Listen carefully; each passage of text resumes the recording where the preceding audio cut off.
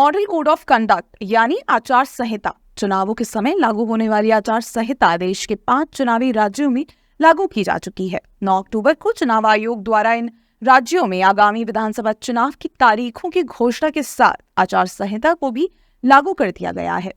मगर क्या है आचार संहिता? इसे चुनाव के दौरान क्यों लागू किया जाता है और इसके अंतर्गत किन नियमों का पालन किया जाता है? आचार संहिता से जुड़े ऐसे ही कुछ सवालों के जवाब मिलेंगे आपको इस वीडियो में। नमस्कार, मैं हिमांशी, स्वागत है आप सभी का द पैम्फलेट में। आचार संहिता देश के किसी भी चुनाव को स्वतंत्र और निष्पक्ष तरीके से संपन्न कराने के लिए लागू की जाती है, जिसमें कई नियम बनाए जाते हैं जिसका पालन चुनावों के दौरान सभी पार्टियों, नेताओं और सरकारों को करना होता है। लोकसभा चुनाव में ये पूरे देश में लागू की जाती है, वहीं विधानसभा चुनाव के दौरान ये उन राज्यों में लागू की जाती है जहां चुनाव होने होते हैं। इसका मुख्य उद्देश्य ये सुनिश्चित करना है कि केंद्र और राज्यों में सत्ताधारी दल अनुचित बढ़त हासिल करने के लिए अपनी स्थिति का गलत उपयोग न करे। आचार संहिता चुनावी तारीखों के ऐलान के साथ ही लागू हो जाती है, जिसका पालन तब तक किया जाता है जब तक चुनाव की प्रक्रिया समाप्त नहीं हो जाती। इसे ऐसे समझिए, 9 अक्टूबर को चुनाव आयोग ने चुनाव की तारीखों का ऐलान किया और साथ ही आचार संहिता भी लागू हो गई, जो 5 दिसंबर यानी चुनाव के परिणाम आने के बाद खत्म होगी।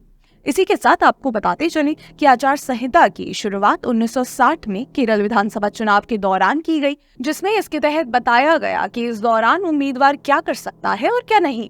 जिसके बाद वर्ष 1962 में लोकसभा चुनाव के दौरान पहली बार चुनाव आयोग ने संहिता के बारे में सभी राजनीतिक पार्टियों को अवगत कराया और वर्ष 1967 में चुनाव आयोग ने इसे लोकसभा और विधानसभा चुनावों में सभी सरकारों से लागू करने की अपील की, जिसे आज तक चुनाव के दौरान फॉलो किया जा रहा है।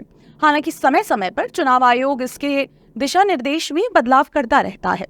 अब आपके मन में सवाल होंगे कि आचार संहिता के दौरान किन किन चीजों पर प्रतिबंध लगाया जाता है। आचार संहिता को लेकर निर्वाचन आयोग द्वारा कई तरह की गाइडलाइंस हैं, जिनमें कुछ प्रमुख नियम यूं हैं कि आचार संहिता के लागू होने के साथ ही केंद्र या राज्य सरकार किसी भी तरह की नई योजना की घोषणा नहीं कर सकती, एवं इस दौरान किसी भी तरह का भूमि पूजन और लोकार्पण भी नहीं हो सकता।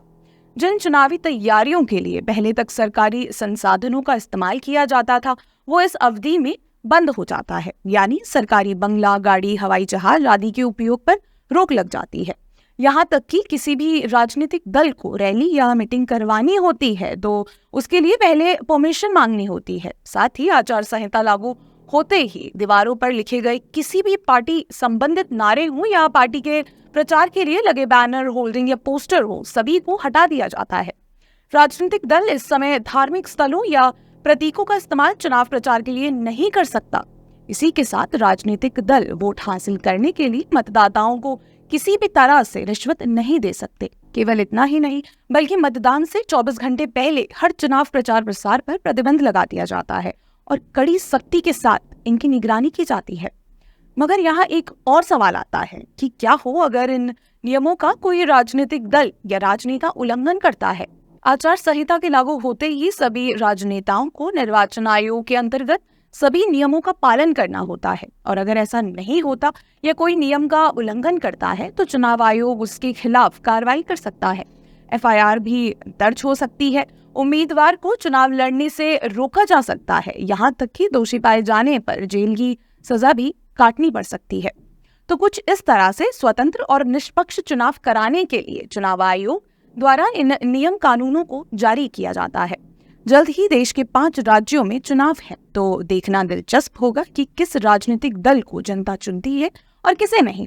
आगामी चुनाव से जुड़ी सारी जानकारियां हम आपको अपने चैनल के माध्यम से देते रहेंगे। हमारे चैनल को जरूर सब्सक्राइब करें और देखते रहिए द पैम्फलेट। धन्यवाद।